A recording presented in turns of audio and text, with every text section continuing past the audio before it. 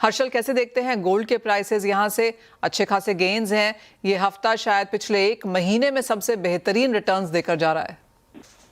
जी बिल्कुल Manisha, I think gold market में लेकिन फिलहाल थोड़े कॉन्फ्लिक्टिंग ट्रिगर्स है मेरे हिसाब से। अगर आप फेड की रेट कट की एक्सपेक्टेशंस देखें तो फिलहाल वो 50% के नीचे आ गई है दिसंबर में, तो कहीं ना कहीं ये गोल्ड के लिए नेगेटिव जरूर है। लेकिन लास्ट वीक में हमने देखा कि शायद मार्केट का फोकस जो अपकमिंग यूएस डेटा है शायद उसमें वीकनेस एंटिसिपेट कर रहा है। दूसरा, यूएस में जो नया स्पेंडिंग बिल पास हो रहा है शटडाउन को अवॉइड करने के लिए, कहीं ना कहीं ये यूएस की फिस्कल सिचुएशन जो ऑलरेडी एक कंसर्न है मार्केट के लिए, आई थिंक उसे और खराब कर रहा है। तो ये फैक्टर शायद गोल्ड को सपोर्ट कर रहे हैं। लेकिन कहीं ना कहीं मेजॉरिटी ये मूव जो है आई थिंक थोड़ी टेक्निकल ड्रिवन मुझे लगती है। तो पॉसिबिलिटी है कि क्योंकि ईयर एंड भी है, शायद गोइंग फॉरवर्ड थोड़ी लिक्विडिटी भी मार्केट्स में कम हो जाएगी, तो वी कुड सी थोड़े बहुत short term correction. Overall long term trend at least next 12 महीनों के लिए अच्छा है, बट शॉर्ट टर्म में आई थिंक थोड़ी करेक्शन की संभावना डेफिनेटली है। सो हर्षल, अगर इसको फिगर्स में डालना हो तो किस तरह की करेक्शन नीचे में आते हुए नजर आ सकती है? और ऊपर में जैसे आपने कहा कि अगला साल यहाँ पर और हायर हाइज देख सकता है, तो उसके लिए क्या टारगेट्स हैं? आई थिंक डाउनसाइड में जो 4000 के आसपास के लेवल्स है, पिछले महीने हमने देखा कि वो बहुत अच्छे सपोर्ट्स प्रूव हुए हैं मार्केट के लिए। तो हमें लगता है कि ब्रॉडली 4000 का जो लेवल है साइकोलॉजिकली इंपॉर्टेंट है, तो यहाँ से वही है $200-250 की शायद करेक्शन देख सकते हैं। अपसाइड में हमारे टारगेट तब भी $4800 to $5000 के है। तो हमें लगता है कि नेक्स्ट ईयर डेफिनेटली गोल्ड में जो रैली है पिकअप होगी।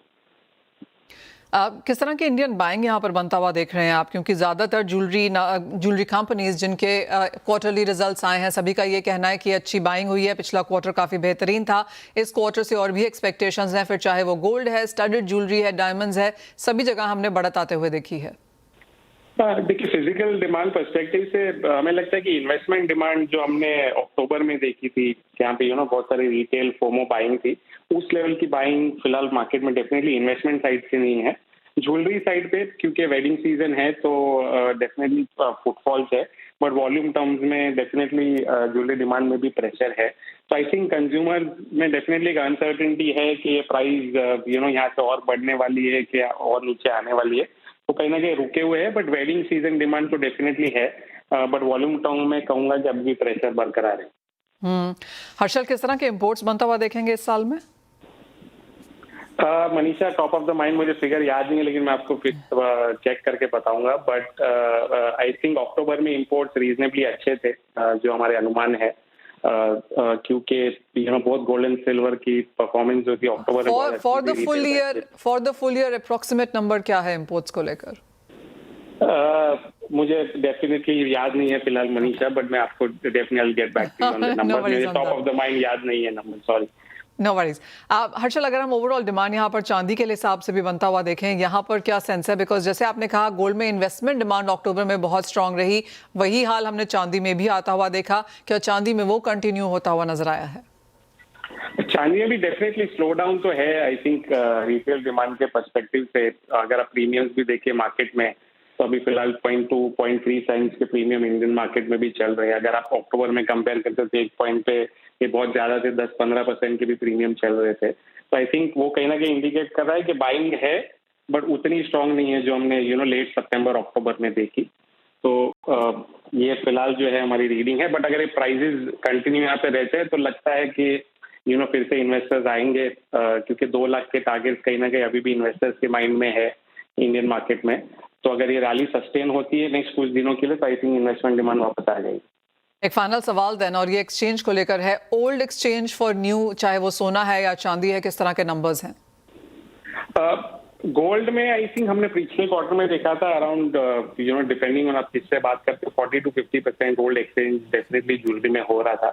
चांदी में एक्सचेंज ज्वेलरी में यस पायल जैसी कैटेगरी में ज्यादा होती है, बट अदरवाइज चांदी में उतनी हाई एक्सचेंज ज्वेलरी होती नहीं है। तो चांदी में हमारा अनुमान है कि एक्सचेंज जो है 20-30% के आसपास होगी। शुक्रिया साथ जुड़ने के लिए। और सबसे पहले तो जो ओल्ड सीड बिल है और जो न्यू सीड बिल की बात की जा रही है, और जिस तरह से फीडबैक इसके ऊपर माना जा रहा है, क्लियरली ये बात हम लगातार करते रहे हैं कि किस तरह से काफी कुछ किए जाने की जरूरत है। आप कैसे देखते हैं नया सीड बिल? देखिए, सबसे अच्छी बात तो ये है कि ये बिल फाइनली गवर्नमेंट ने शायद ये फैसला किया है कि इसको लाया जाए पार्लियामेंट के सामने, क्योंकि हम तो रिटायर हो गए और ये बिल हमारी पूरी सर्विस में नहीं आ पाया। 2004 से ये डिस्कशन चल रहा है। पहले ये राज्यसभा में इंट्रोड्यूस हुआ, फिर स्टैंडिंग कमेटी को चला गया, उस स्टैंडिंग कमेटी के सामने भी काफी डिस्कशन हुआ। उसके बाद गवर्नमेंट ने फिर दोबारा 2019 में इसको बनाया। असल में इसमें बेसिकली डिस्प्यूट ये है कि सीड कंपनीज और फार्मर्स राइट्स दोनों के बीच में एक बैलेंस क्रिएट करना है। अब होता क्या है कि फार्मर्स सफर करते हैं अगर पुअर क्वालिटी के बीज कंपनियां बेचती हैं, मार्केट में अवेलेबिलिटी उसकी होती है, स्पूरियस सीड होते हैं, तो क्या मैकेनिज्म होना चाहिए कॉम्पेंसेशन के लिए। जो पिछला बिल था उसमें ये था कि फार्मर्स को जाना होगा कंज्यूमर प्रोटेक्शन एक्ट के तहत, और इसके लिए फार्मर्स ऑर्गेनाइजेशंस तैयार नहीं थे। मुझे नहीं मालूम, अभी ये बिल मैंने डिटेल में देखा नहीं है कि इस बार क्या प्रोविजन रखा गया है।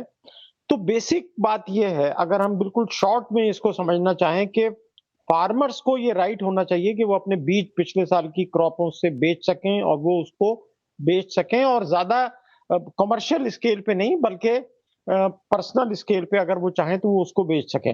अब गवर्नमेंट ने इस बार जो मेजर चेंज किया है वो पेनल्टीज को क्लासिफाई किया है, तो इसको देखना होगा कि ये किस तरीके से मार्केट में ऑपरेट करेगा।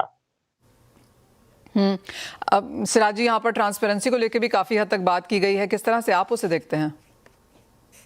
नहीं देखिए, ये जो इसमें प्रोविजन जितना मैंने अभी तक देखा है बहुत ही सरसरी नजर से, तो उससे ये लगता है कि इसमें काफी एफर्ट किया गया है। हालांकि ये शायद इतनी जल्दी में बना है कि इसमें काफी गलतियां अंग्रेजी की भी, ग्रामर की दिखाई दे रही हैं। बहरहाल लगता है कि आगे चल के उनको गवर्नमेंट ठीक कर लेगी।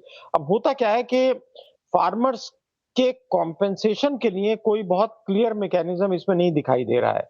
और दूसरी बात यह है कि ट्रेसेबिलिटी वगैरह पे काफी जोर दिया गया है, लेकिन जैसा कि हम जानते हैं कि आज भी बाजार में काफी बीज ऐसे हैं जो अप्रूव्ड ही नहीं है, मगर वो बड़े पैमाने पर इस्तेमाल हो रहे हैं। मिसाल के तौर पे हर्बिसाइड टॉलरेंट कॉटन, ये गवर्नमेंट ने अप्रूव ही नहीं किया है, लेकिन ये एक जेनेटिकली मॉडिफाइड सीड बाजार में अवेलेबल है, और हम हमारी स्टेट गवर्नमेंट्स इसको ठीक तरीके से टैकल नहीं कर सके हैं।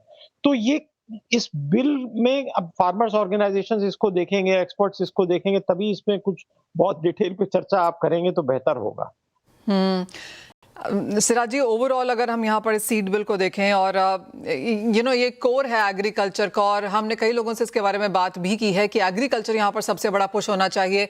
बिल ऑफ कोर्स सबसे बड़ी एक यहाँ पर चीज़ है, लेकिन साथ ही साथ अगर हम R&D देखें, मनी एलोकेशन देखें, heat varieties, new varieties, genome edited seeds, इन सब के ऊपर किस तरह की साइंटिफिक पुश चल रहा है, या फिर पैसा एलोकेटेड है, कौन से स्टेट्स इसमें क्या कर रहे हैं।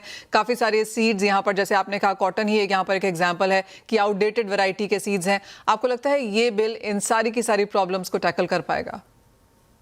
देखिए, इसका जवाब अभी हम दे नहीं सकते हैं, लेकिन ये हमें याद रखना चाहिए कि पिछले साल के बजट में फाइनेंस मिनिस्टर ने ये अनाउंस किया था कि रिसर्च को लेकर प्राइवेट सेक्टर को कॉम्पीट कराया जाएगा पब्लिक सेक्टर से। तो